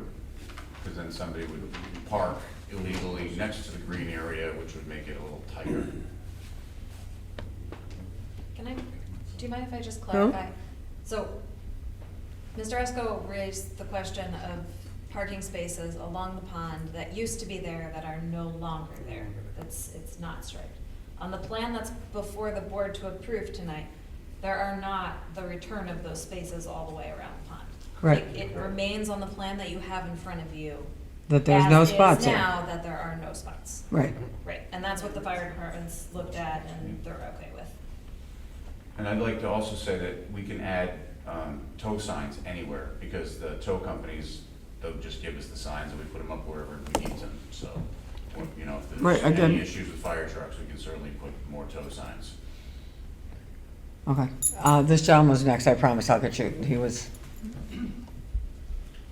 Yes, my name is Donald Sabati. I live at 21 Holly Drive, and received a notification for the meeting tonight. And it talks about 100 parking space for storage. And now they're talking over 400 spaces. I want to know what the storage space is for the parking. yeah, I'd like, because I don't know I don't know to what you're referring, so Mr. The Herman, notification that I received in the mail, may I? the same one that was in the Norwood record. Madam Okay. Chair, I can Talks answer that. about I think- 100 parking spaces for storage. Okay. Madam Chair? Yes, sir. It's in the legal notice because that's the trigger, one of the triggers for major project special permits. So he's in the drop zone, Sarah? Is that what this, okay, all right. Yeah, we have 400 or so spaces now. Oh, We're okay. proposing to add 50. Read that second line, 7.4, for a change of use resulting in not additional, so read that. It's kind of legalese, I think. But Somebody wrote it, not me. it doesn't mean they're asking for 100, it means that's what triggers it. Am I saying that correctly? Yes. So anything over 100, it triggers them to have to come to us. For this I know. I particular- have to know what that means. Well, unfortunately, all of us didn't get to go to law school. But you could always call town hall, because this woman over here knows all the answers. And her number is 762-1400. Always be happy to take your call. If you ever get a notice and you're not sure, please give me a ring. Did I explain that correctly, Mr. Hearn? It triggers at 100. It's the Okay. trigger that brings us here in that particular category, correct? Okay, Mrs. Esco? Thank you, Tony Esco, District 5, 14 Endicott Street, spouse of that man over there. And we've lived on Endicott Street for 43 years, and we know that the storm drainage was terrible down there and that the future success of the entire Commerce Center dwells on the storm management. There's been such floods down there in the history of living there, so that definitely needs to be done. In talking about that, the pond with the black wrought iron fence, where we're talking about there shouldn't be any parking spaces there. The other thing about that piece of land is it's the entry, if you will, to Norwood Commerce Center. And when they put up the black wrought iron fence, I remember saying, oh, how nice that looks. Because when you come down the end of Endicott, you have the left-hand turn to Holly Drive, and immediately there's also the entrance into the 114 condos, the townhouse condos. So having a beautiful entry into Norwood Commerce Center is a little more respectful to the residential quality of the neighborhood than seeing a bunch of pickup trucks or cars parked all along that wrought iron fence. So just in terms of residential aesthetics for the entryway of Norwood Commerce Center, we appreciate that black wrought iron fence. It's pretty. It's next to the pond.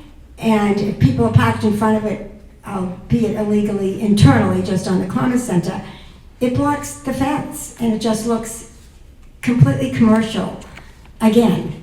So we appreciate the management paying attention to that area because it softens the entry to the commerce area and adds some beauty to the area. Also, if we talk about that area, I'm wondering if there's been any attention given to that man-made pond that is owned by the Norwood Commerce Center. That, from my understanding, is a complex arrangement of water flow that goes further upstream. But sometimes it gets very low. Sometimes it's even had an odor before. At times when there was a drought, it got so dry that frogs were a problem on the first floor for the buildings number 23, 24, 25. I remember we had extra frogs even in our own yard when that pond was all like muddy and shallow. Frogs? Yeah, little tadpole, little frog. Yeah. So I don't understand what the management of that water is, and I don't know if the stormwater management system you're putting in is going to change any of the flow or content of that water. I just want to mention it. It's a man-made pond. It was made for the Commerce Center. Nobody wants to touch the muck that's on the bottom of it, and there are entrances from pipes in other areas. So just want to make sure that whatever they do, that it does not affect or overflow or detract from the water retention that pond needs to have. Can I see, does anybody, didn't it used to turn the wheels for something? Wasn't it? Yes. Didn't it? It was part of the tannery, and, Right. and it Had actually... to go through there and turn the Yes, it wheels to did. go someplace else. It did. Is there anybody on your group that has an answer to that? Is it still connected to all of those things? Anybody? Susan? Engineer? We are not touching that man-made pond at all. That's We're always not the changing- feeling about it. Not changing any drainage patterns to it, and we're not touching that pond, making any changes to We're it. not touching the pond. We're not touching the pond, okay. It's an interesting color. All right, my other question, I briefly was able to talk before I came in, is about lighting, because one of the neighborhood concerns is with so many cars down there and so many people, that we want to make sure it's well lit. And So you want more lighting? for the parking, these parking lot areas, to make sure they're well lit, because this parcel is so landlocked off the beaten path, if you will, sort of covert, dark down there. The parking lots really need to be well lit to avoid or diminish any possibility of trouble. When it's well lit, it's better for everybody. The other thing is the brook has been disrespected for so long down there. And anything that can be done to ensure, within their reason, the maximum amount of green space by the brook, because that's what enhances beauty to this whole parcel, in addition to some other green spaces. But to open up a little view of the water would be nice. And I know it's filthy, and the fact that there will be some stormwater management will certainly help the water look better. Well, I think the Trails Committee, right, has asked you if you would be willing, not part of the decision, if they'd be willing to connect, because the trails come from, We haven't been asked specifically, we've heard it was in our letter. mention of that. But I agree, I mean, it's a long process, but it feels like with the sock that they've got up along, that was never there, all the years I've been going down there. They've got the sock against the river. Some of that blacktop has to come out. It's just all a mess. I But know. we have to let them make money so they can pay to clean up I this. understand, and I agree. We're just making these comments so that we can all live in harmony together. And it took a long time to get the sidewalks, a lot of application would have slipped by the wayside. So if citizen input wasn't there, it wouldn't have happened. So I'm thrilled. This is probably the happiest time I've ever had about the Norwood Commerce Center, coming down here and hearing what's going on. Because in the recent years, since the cease and desist and they reopened, it's been a whole different atmosphere down there. Much more respectful, much nicer. We love what they've done to the buildings. It's a viable, energetic place now, so that's great. So just want to make sure that the lighting is good down there, and I know it's a 20-acre plus parcel. So we know the future will probably include something else down there. We're not done. We're not done. And I'm going to say this, and I said it before. When we moved to Endicott Street, you could cross the brook to Davis Ave. You could go right around the block. And I think in order for this parcel to really be built out to its maximum potential, that, you I know. didn't put her up to this. Build a bridge and get over it, literally. You can cross that brook and talk about easements to whoever owns the land at the end of Davis Ave. I don't know why I'm told something happened and nobody allowed the easement over anymore. But, the street after Big Y, Davis Ave, you could go down Davis Ave. That bridge is, you can still cross it, it's still solid as a, Well, it's blocked, no, but I'm just saying, if this was really built out, all 20 acres, I mean, you talk, there's lots of cars down there now, we hear them all day and night, and there'll be more. I just think eventually, it's just gonna be too much, and you're gonna need an entrance or an exit somewhere else, just saying. But anyway, we just hope that you continue that the managers and the owners continue on the track that they're on, because it's the best one we've seen so far in 43 years living there. It has a terrible history of flooding, and that was a great detriment to the businesses staying there, because who wants to stay if your carpets and your stuff keeps flooding? And it all heads down to South Norwood, which we know floods. So it's little wonder that South Norwood floods. You get a 20-acre parcel with no stormwater drainage. Think about it. It's awful. So thank you for investing in the Commerce Center. It's long overdue. And just please try to keep the entrance to the Commerce Center as a segue from residential into this mixed-use development, and just make a nice transition, if you could please, off the residential street. And that black wrought iron fence is very pretty. Maybe just some landscape pots so cars don't park there, but a fire truck could just run by it. I mean, just something that keeps it beautiful. So, and lighting for the parking lot, and as much green space as possible next to the brook to soften the view and use the aesthetics that are there. And I think it would be a great idea if the Trails Committee actually could.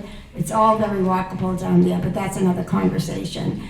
And again, I don't know why we can't have a conversation about crossing the brook to Davis Ave. It was like that for years when we first moved there. But anyway, I just wanted to add those few comments. And, also, what are the hours for all these businesses if we change it to a comprehensive permit or whatever it's called? Is it a 24-hour place now, or what? that's not in front of us, we're not changing, right? I thought they were asking for a comprehensive permit. Just in order to get, so that every business that comes to them doesn't have to go to the zoning board because it's in a manufacturing district. If I'm not using my right legal terms, throw something at me. Okay. But everybody that comes and asks to rent something doesn't have to go to the zoning board because it's not allowed usage under manufacturing.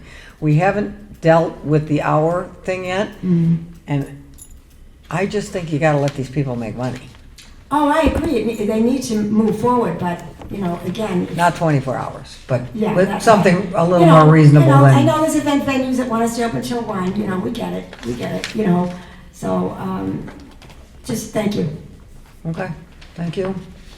Anybody else from the public? No? No? Anybody from my board? Mr. Hearn wants to have another word? If I may. Appreciate Ms. Zesko's comments, and ownership is making tremendous efforts to make these improvements that people like the sound of, in terms of landscaping, parking, the health of the brook. And this is really being done voluntarily. Part of the reason for this, part of the genesis of this is the discussions that we had about getting some sort of a permit that would allow us to rent to different tenants that are not otherwise allowed as a matter of right, which is why we're asking for the special permit relief on uses, and to relieve the zoning board of that burden, which they kept approving them, and there's no good reason not to approve what people were asking for. But it's one of these things that once you open that can of worms, you then have to start making some improvements to parking, to stormwater. If we did nothing, people could keep going to the zoning board, keep trying to get individual special permits. And, but we thought it was better to have the right, get a permit that would allow us to rent to folks without bothering the zoning board. Give us leeway to reflect current conditions and current needs. Nobody needs a tannery there anymore. I don't think the neighbors would like it. And in the course of that, management and ownership are making significant improvements to these issues. So on the question of the bridge, that runs over to the Davis Ave area, and I don't know, that's not our property on the other side, is it? No. So we can't make any agreements, nor can you, I think, make any agreements or conditions that say we have to do something or open the bridge. I don't think Mrs. Zesko was suggesting No. that, and Well, I think just she is asking if the bridge could be open, but we don't have any control over that. might be There's somebody something that's down the road that everybody could talk to each other, because I think it Yeah. makes sense to That's fine, but it involves. come out private pro- Davis and in Endicott. It involves private property owners, it involves issues of liability and maintenance and so forth. And when, that's not, I mean, we'll look, the question, somebody wants to raise a question? It's Sure. down the road. I'm not saying. On the question of the Trails Committee or whatever it was, I had heard that somebody. It was in a letter, wasn't it, Sarah? It's mentioned in the memo, but that's the first time we've seen it in writing. And it doesn't give us any detail. We're not opposed to it, we're open to hearing about it. But again, that's we can't say yes or no to something that we haven't even seen what it is, where it would be, and how it would impact our property. Again, this is asking for a public walkway on private property. We're open to it, but nobody's approached us. We've just heard mention of it. So if they want to come and talk to us, we're certainly happy to have them come in and ask us about it, tell us what they're thinking in terms of connecting. Ms. Jones's memo refers to a walking path across Hosbrook to connect to Windsor Gardens and/or Endine Park to add access of Windsor Gardens residents, train commuters, and connectivity of the T-Out Trail across Hosbrook and the railway. Yeah. So what? She's just asking, but we don't make it part of the decision, but you're maybe amenable after you talk to her. This is the first we've seen in the writing to describe it. First, not tonight. You saw it earlier We saw this at 10 minutes of 11 on, it was sent to us at 10 minutes of 11 Friday, yeah. So we just saw it, Friday. yeah. And we're, I but if got the Trails Committee wants to talk to us, why don't they give us a call? Happy to talk to them. We're not saying no, it's just, we don't know anything about it. Okay. So we And can't I even did say- have a question that Mrs. Esco brought up. Do we have a lighting plan on this? We do? And I just kind of missed it? Okay. All right. Well, what is are you all set, Mr. Harmon? I think so, yeah, just with Okay. those sort of comments.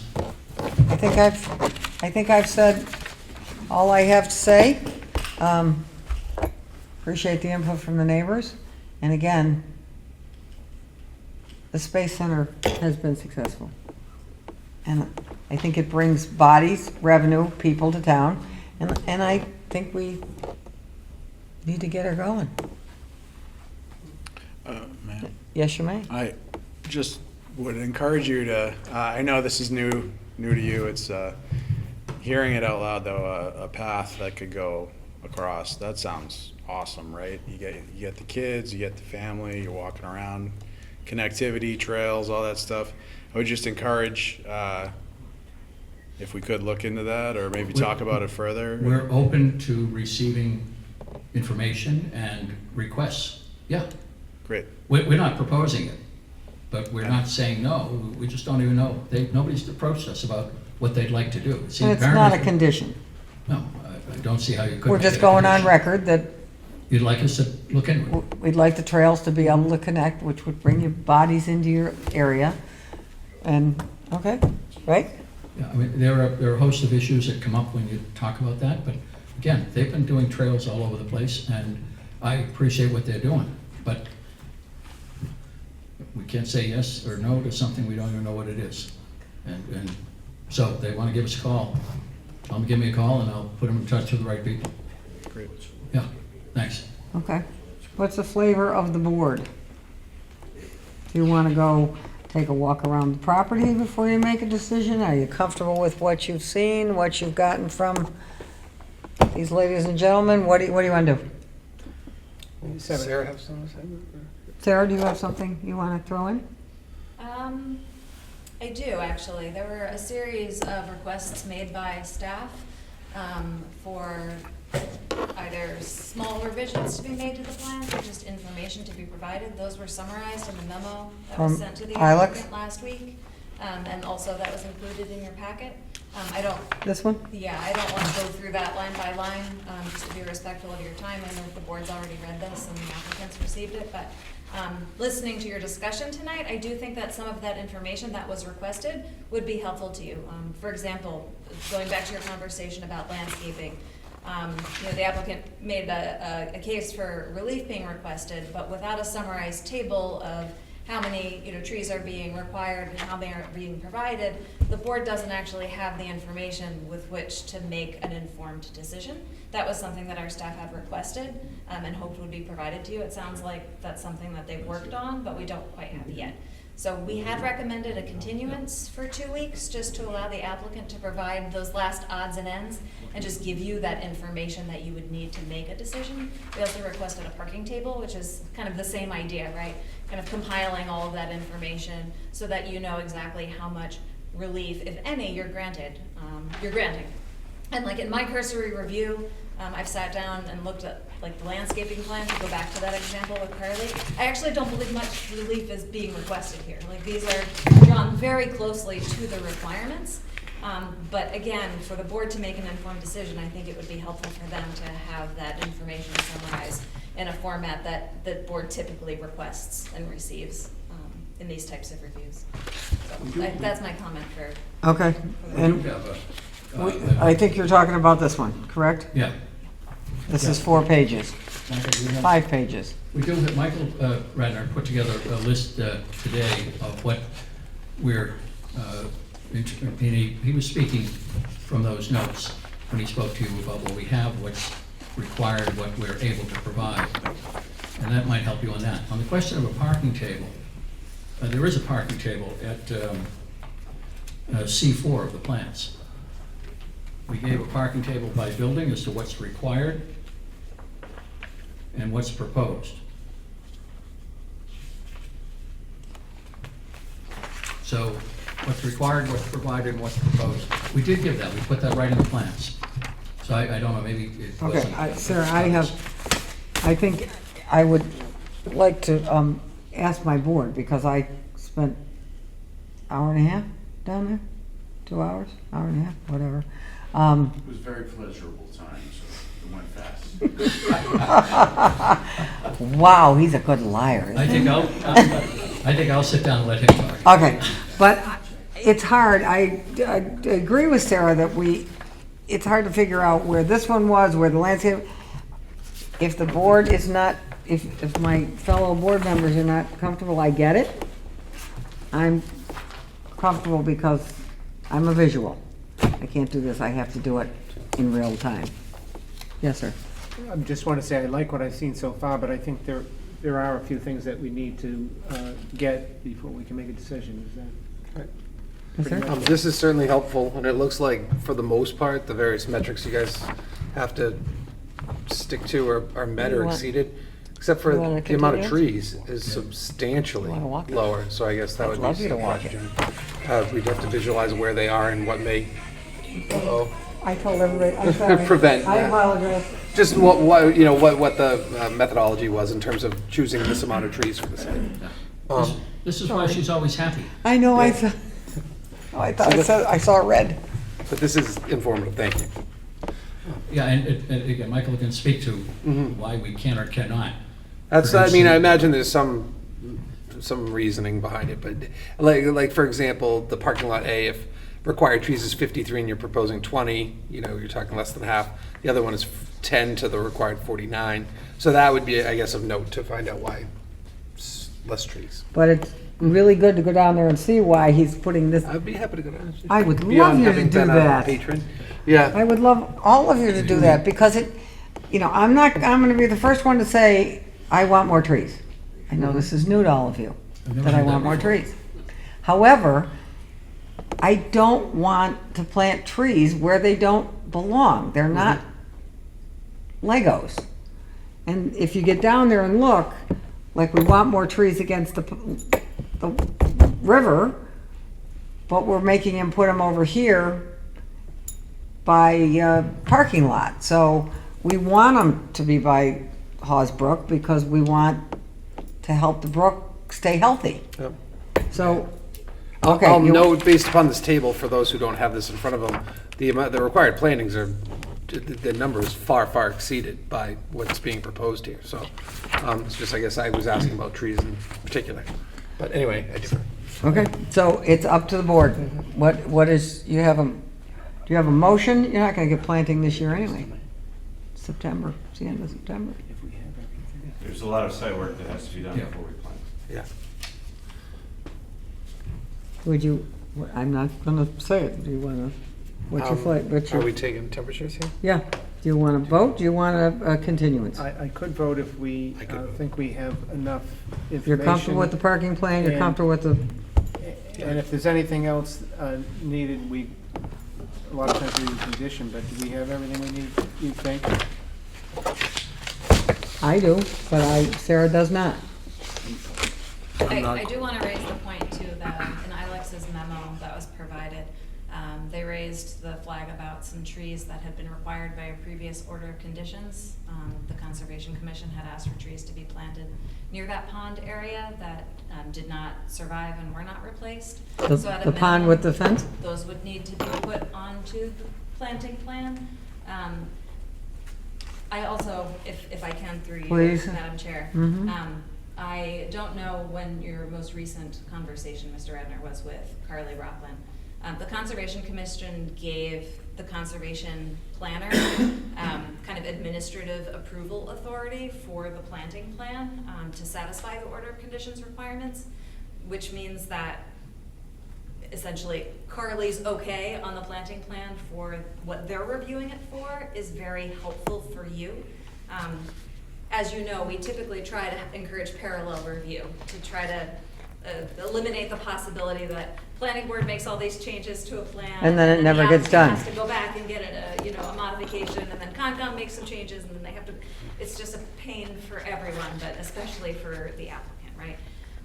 So I don't know when your last conversation with Carly about this plan was, but I would want to make sure before planning board gives their final approval that Carly is very content that conservation standards are being met by this plan also. Okay, so do you want us to, just say, do you want to continue it, or do you want to make it a condition that we get Carly's? That's at the discretion of Ms. the Okay. board, but I don't know. Yes, Ms. Mr. Bamber? I'm not quite there yet, honestly. Okay. I'd like to go for a walk. I'd like to talk about uses. We haven't really even talked about, we haven't really talked about the uses for this comprehensive permit. Major project permit. Yes, yes, sorry. Yes. Comprehensive to 40B. Yeah, We have yes. less than that. I'm not quite there yet. Okay, Okay. then make your motion. I make a motion to continue to October 6th here at the senior center. 7 p.m. At 7 o'clock. We don't say the time anymore, You just. got to set a time for the Set a meeting. time for the Oh, meeting. 7 p.m. Yeah, for the continued hearing, yeah. Okay, And then whenever you start, it's okay, as long as you don't start early. great. Madam Chair, I will second that motion. All in favor? Aye. Okay. So we're continued, and does the applicant know everything that the Well, we're board is working- asking for? We'll compare our notes and Okay. see, and then check with Sarah and others, see if we've forgotten anything. And I think my board members are going to be thrilled to come down and take a walk around before it starts to snow. If they want a guided tour to point out what's what, because if you're just looking at plans, it may be tough to find a way, call Kevin Holker, and we can arrange for somebody to show around in terms of what the issues are. Our Without- office can also help assist in setting up the site visit if you prefer that as well. Okay. So you just let us know. Any other- She said the office can help in setting up the site visit if we want to do that. But if we're not all down there together, it doesn't matter, right, Sarah? Yeah, it just means that Kevin has to give the tour 4 times. Okay.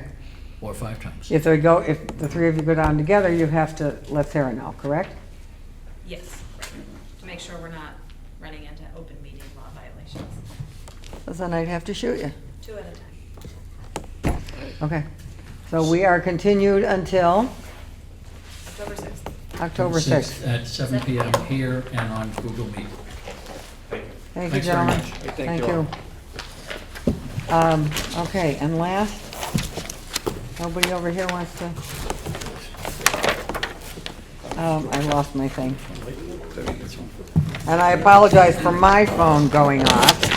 I thought I turned it off and I must turn it on. All we have is approval of minutes for 8:25. 8:25, August Madam Chair, 25th. I'll make a motion to approve the minutes from August 25th, 2025.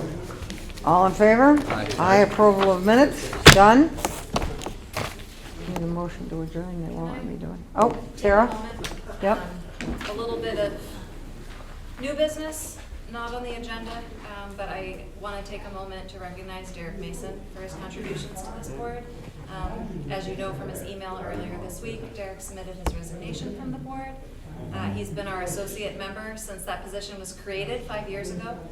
His contributions have been very valuable to the community, and he's done a tremendous job.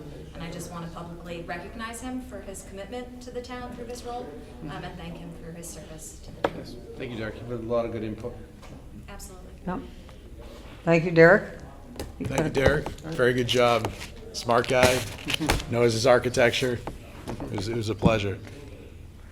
So does that mean you're looking around for a new associate member? Not yet, but we will be. Okay. So that's appointed by the planning board, so we'll have to kind of brainstorm about kind of a process. And we can post that on an agenda and talk about it next time, but I didn't want to let the opportunity go by without recognizing Derek. Thank you for doing that. We'll put it on the agenda for the 6th to talk about like an official process to fill that spot. Okay, Okay. thank you. Anybody else before we make the motion? I think that's it. That's it. That's it? Madam Chair, I'd like to move to adjourn. All in favor? All right, Night. good night.